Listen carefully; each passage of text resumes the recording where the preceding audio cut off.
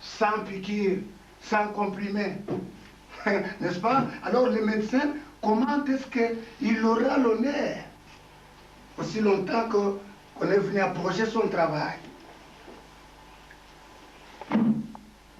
Qui lui dira, qui lui saluera, bonjour docteur.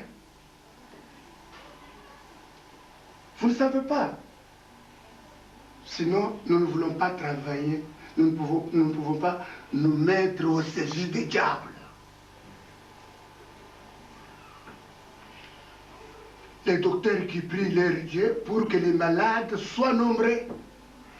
Si les malades ne sont plus, est-ce que la médecine sera là, aura sa place? Je dis bien que c'est un projet. D'abord, bâtissons l'Église. C'est pour cela que j'ai dit l'Église du Christ. L'Église du Christ tout. Après Jésus, c'est Christ. Nous sommes d'accord avec vous. Voyez Dieu. Vous avez évoqué les problèmes de l'apparition de l'Église naine des années 40. Je crois que la question de l'aide là-bas est encore là. Hein. Mais sinon, vous allez vous effacer, il n'y a pas de problème. Hein. Si vous allez vous effacer, oui. C'est là que je vais revenir justement. Mais vous n'en faites pas. Oui, alors, est-ce que vous pouvez nous dire comment l'Église est apparue aux années 40 oui. Et surtout révélée aux années 90, parce que l'homme ne peut être père. Très bien.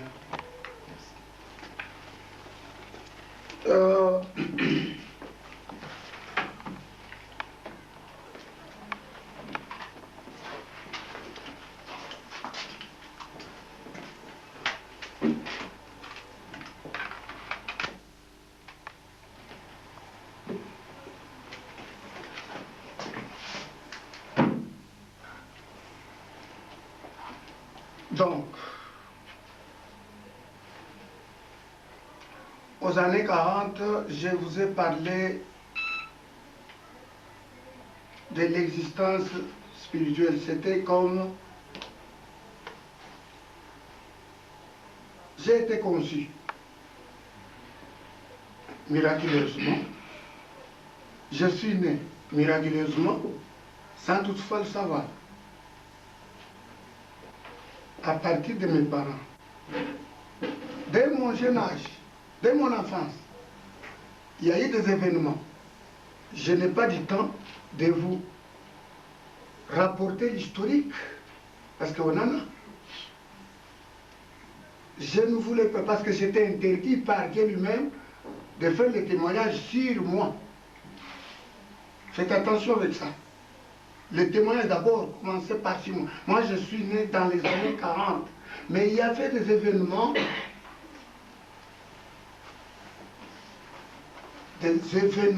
choquants, des événements qu'on dirait miraculeux, tout court. Je suis grandi depuis mon enfance avec les effets d'un homme autre, différent des autres. Alors, ce qui est venu nous faire voir que c'était la vocation, donc ma vocation. L'apparition invisible et la révélation commence dans les années 70. C'est là où l'on a commencé à voir, malgré mes études, malgré mes services. J'ai étudié, j'ai travaillé, mais il y avait toujours autre chose que ça. Et ce qui a affirmé, c'est le ministère. Je n'ai pas étudié la Bible. Je n'étais pas adepte quelque part. Je ne songeais même pas à faire le ministère de Dieu. j'ai étudié, j'ai fait la philosophie, mais j'ai travaillé dans des institutions financières. Ça et là. Alors, ce qui nous a affirmé. Vous voyez, il y a des gens, vous trouverez que moi, parce qu'il y a une question là, de savoir le fondateur, de connaître le fondateur. Vous aviez bouclé vos oreilles quand je parlais. Je vais les déboucher. Alors, mon ami, c'est par les œuvres.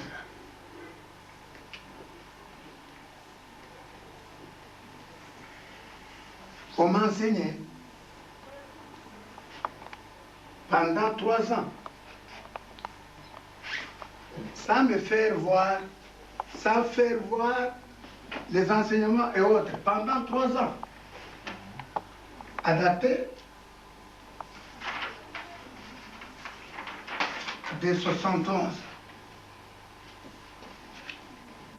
Je vous ai dit que l'historique, c'est quelque chose, c'est un bouquin, vous ne pouvez pas lire et terminer. Je ne peux pas vous raconter tout. C'est par les effets. C'est ça les œuvres. J'ai fait des miracles. N'est-ce pas? Tous les miracles que vous... Et on me bouclera la bouche par Dieu lui-même. Sinon, ça sera un témoignage. Sinon, vous serez comme les autres qui ont perdu la mission divine. Par orgueil, par vantardise, par quelque chose comme ça, vous voyez. Alors, j'ai bouclé.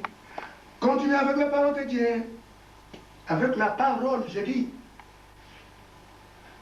C'est pour cela que j'ai mis l'accent sur la parole de Dieu, pas la parole tout court.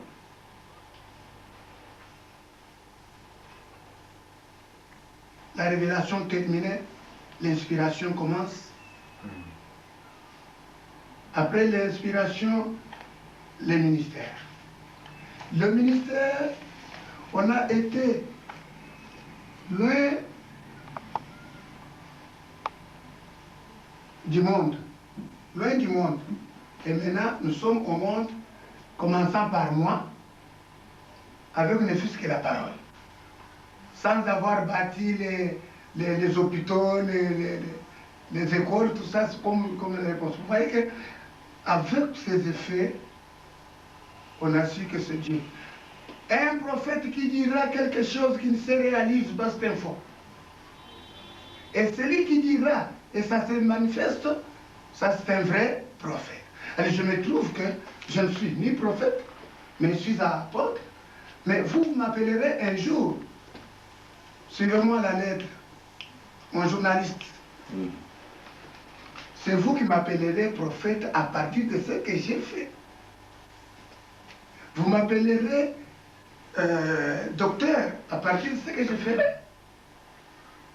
Je ne me dirai jamais que je suis prophète ou docteur aussi longtemps que quelqu'un ne peut pas se témoigner.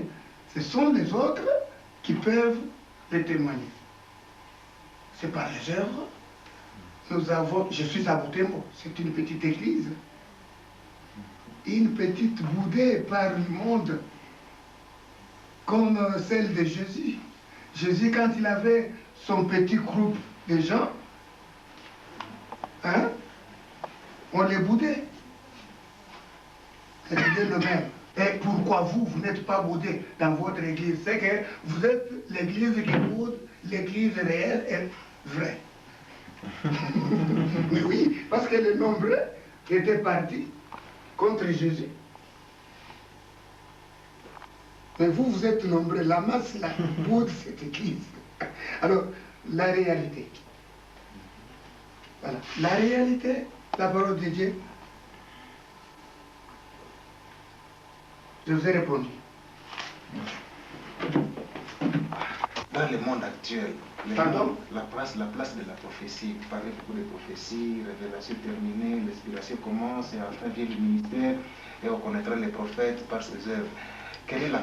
Ah, vous voulez que j'explicite la prophétie? Oui. Quelle est la place de la prophétie dans le monde actuel? dans le monde que nous vivons. Et quel est le rôle de votre église? Cette église-là, même si elle est boudée, ne vous affecte pas, elle est la vraie, on ne disconvient pas. Mais quel est son rôle réel dans la restauration de la paix, la vraie paix, de la paix dans ce Congo qui est en train de reconstruire? Est-ce qu'elle a un apport? Mehdi, il n'y a que le Congo qui souffre. Moi, j'ai dit le monde entier. Ici, il y a des balles, des fusils, tout ça, mais en Amérique, il y a des inondations. N'est-ce pas? Et partout ailleurs, il y a je ne sais pas, des problèmes d'embourbement, des choses, tout ça. Tout le monde souffre. Mais j'ai explicité un peu votre question. La place de quoi? Donc, parce que vous avez cité Congo. Est-ce que l'Église est mondiale? Notre Église est universelle. Nous luttons contre tous les mal, tous les maux, toutes les souffrances. Suivez, je vous ai dit que si quelqu'un n'est pas développé, hein, là où il est ne sera pas développé.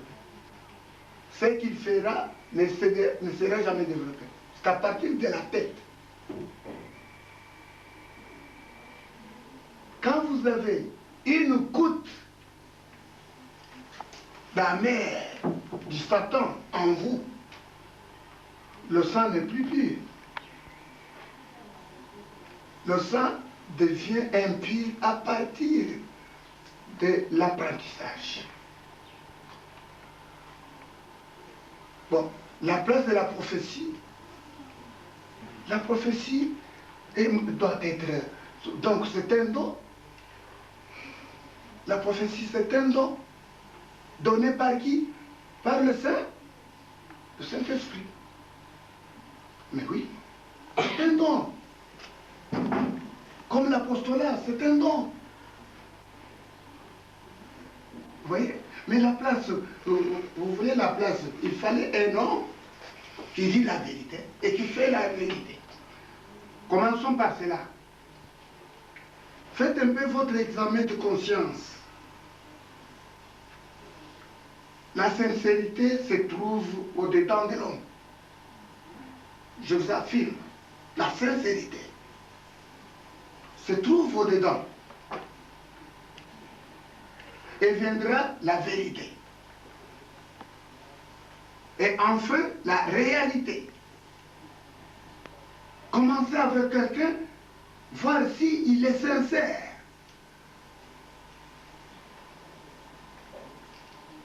Mais pour le découvrir s'il est sincère, il faut le découvrir par la bouche sur la vérité. Si quelqu'un a dit, je vous ai dit ici que la Bible me dit qu'un prophète qui dirait ce qu'il a dit ne s'est pas réalisé, c'est un faux prophète, c'est ce que j'ai dit.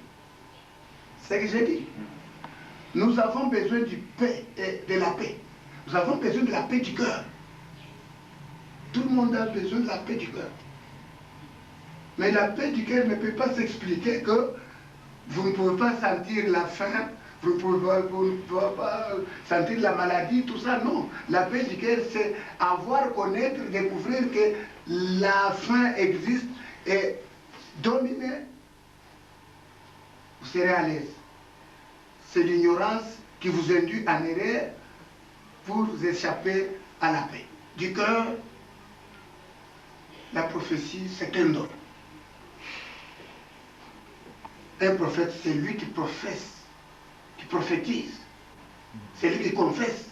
C'est un prophète. Hein? Prophétiser, c'est confesser. Voire même prêcher, c'est un prophète.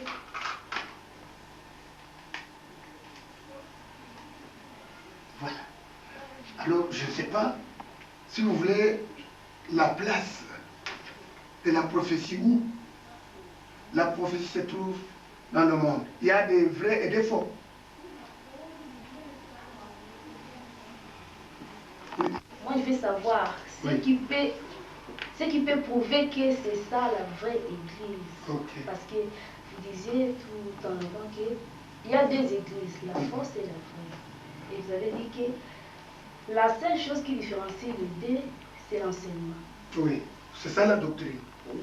Mais alors, partout où on prêche la parole de Dieu, on utilise la même Bible. Alors, comment découvrir que c'est la vraie église? Existe-t-il des miracles que vous avez toujours fait pour prouver cela? Ou bien, donc, comparativement à Jésus-Christ, qu'est-ce qu'il prouve vraiment? Je comprends. Votre préoccupation,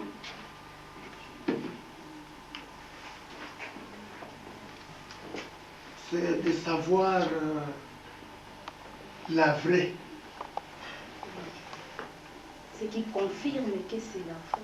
Non, non, la confirmation viendra des deux vérités. Suivez-moi. Ça viendra des deux vérités. Il fallait... Parce que vous avez, tout le monde a sa vérité, mais sinon Dieu nous a donné qu'une seule vérité. Mais une vérité qui est bafouée, détournée, devient une fausse. Ça devient un mensonge. Par exemple, on vous met au monde là, je ne sais pas dans quelle tribu, coutumièrement vous êtes de telle tribu. Vous grandissez avec ces dogmes, c'est-à-dire ces, comment dirais, ces traditions. Vous avez vos traditions à vous, selon votre coutume. Mais on peut vous interdire, c'est-à-dire vous empêcher à aller quelque part en dehors de la coutume. La vérité doit se découvrir par la volonté de chacun de nous. Comment?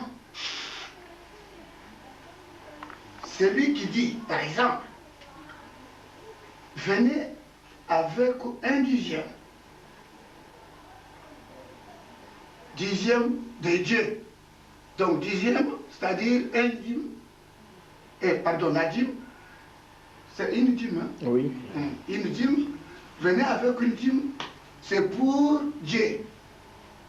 Vous voyez, il a parlé de la dîme, mais pour Dieu.